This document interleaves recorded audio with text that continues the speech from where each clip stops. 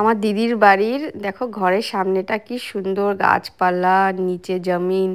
আমরা যেরকম ফ্ল্যাটে থাকি তো এরকম জমিন থেকে ঘর আমার তো খুবই ভালো লাগে।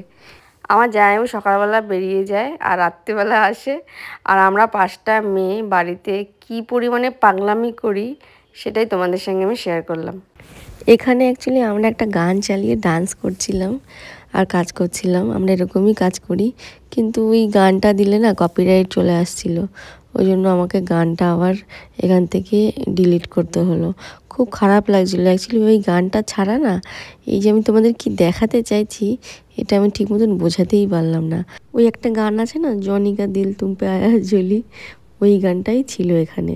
তো আমরা এরকমভাবে কাজ করি, কাজ কম আকাজ বেশি করি।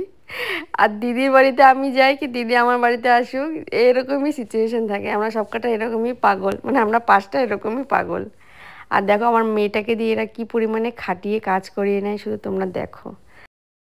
এই যে হেল্পার, এই যে বিউটিশিয়ান, এই যে মডেল। তো এটা ছিল ওই দিনের দিনের শ্যুট। দিদির বড় মেয়েটা আমাকে সাজিয়ে গুছিয়ে ভিডিও শ্যুট করেছিল। দিদির ছোট মেয়েটা আর দিদি গিয়েছিল পার্লারে। তো এই ছোট্ট ব্লগটা তোমাদের ভালো লাগলে লাইক করো, কমেন্ট করো।